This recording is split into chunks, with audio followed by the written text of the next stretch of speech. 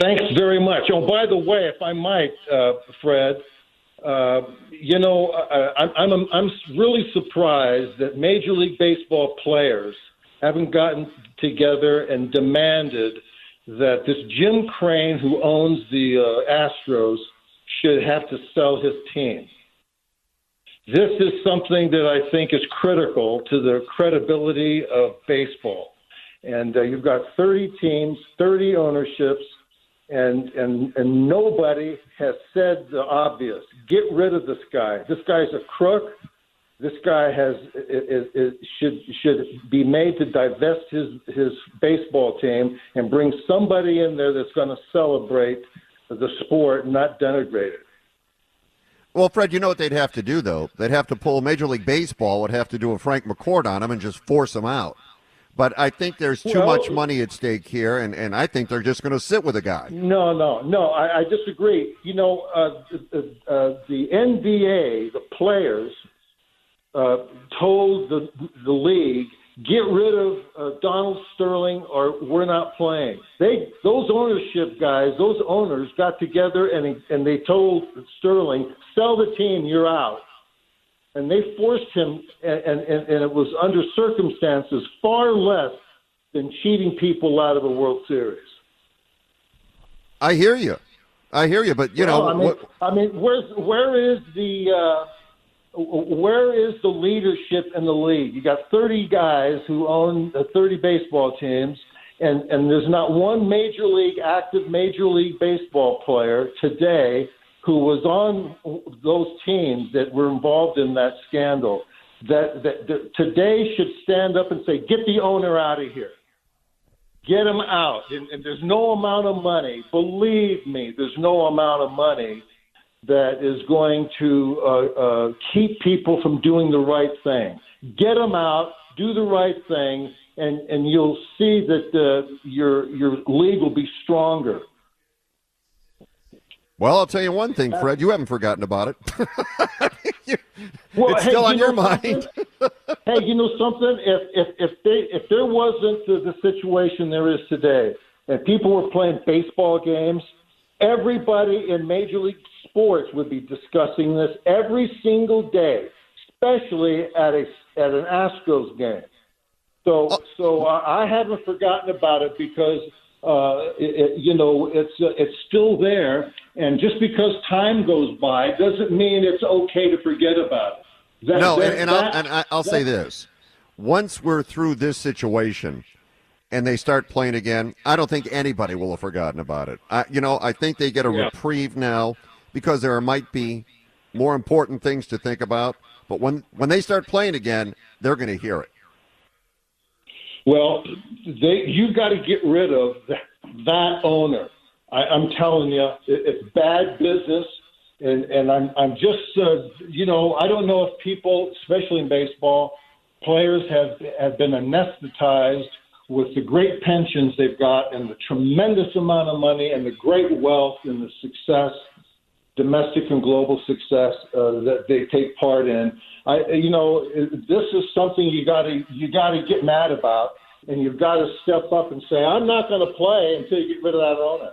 And then you're going to have people really invested in the sport. You see, after all these players go and this owner leaves at some point in time, there's another group going to come in, and will they take over a team that is stronger and better? Will they be a part of a league that's stronger and better? Well, who's to say? But the real challenge right now is you got to get together and decide when you guys come back from this hiatus that we've been on because of this virus.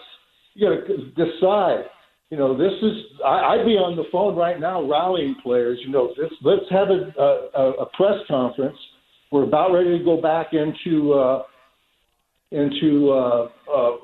play, and let's have an understanding as to where we are with this cheating scandal. This thing isn't over because of a holiday we took because of a virus. This thing threatens Major League Baseball, believe me. Yeah, but here's the only problem. The players are complicit. They're not going to play for the owner. The owner knew about it, but it was the players that did it. Yeah, but the owner, the Manfred, sent a letter to Crane to tell him, would you please stop cheating? And they went, oh yeah, okay, we forgot. Yeah, okay, we'll stop cheating. And they went right back to cheating again. I mean, are you kidding me? No. I'm telling you, Fred. I hear what you're saying, but this is just my opinion. I think that the only way this changes is if baseball forces them out. I don't think the players are going to do it. Well, believe me, the NBA got together, and when they all decided we want Sterling out, the NBA ownership said, oh, yeah, you're right. Here's an opportunity to get rid of Donald Sterling. And they got rid of him pretty darn quick. And if ownership is confronted by its players, they will act. They have to. Well, they've got to have the guts to do that. Well, that's what this whole thing is about. You know, you're not gonna have anybody standing down away from the responsibility if a large group of people are passionate about cleaning up the sport. And everybody wants to do something. You know, baseball tells us the greatest thing is the statistics in Major League Baseball. We protect the statistics. That's why we didn't like people taking steroids, because it bastardized all the home run records and so forth and so on. Well, what about this? What about ownership leading his team in the playoffs in the World Series to cheat another team out of the World Series? Are you kidding? This is a Rube Goldberg deal with a guy in the dugout beating on a drum with a soup spoon. It's unbelievable what's going on, and nobody says anything about it. You know? Well, maybe you have opened the door to that today. I'm sure I have. Hey, Fred, thanks again, and please stay safe. Will do, brother. Back at you, Fred. Rodney, I'll tell you one thing. Fred Dreyer, not only a great football player and a terrific actor, very passionate about the Astros. I want him on my team any day, Fred. He can play on my team any day. I love Fred Dreyer. When he was a player and actor, I was a big fan of Hunter. But, you know, I love his passion. It would just be hard to duplicate what the NBA did in this situation, because you mentioned it. The players were complicit in this. The players were complicit. The players were not necessarily complicit in showing behavior of racism like Donald Sterling did over a period of time once they did their investigation. So they could go at the league and say, this guy's got to go.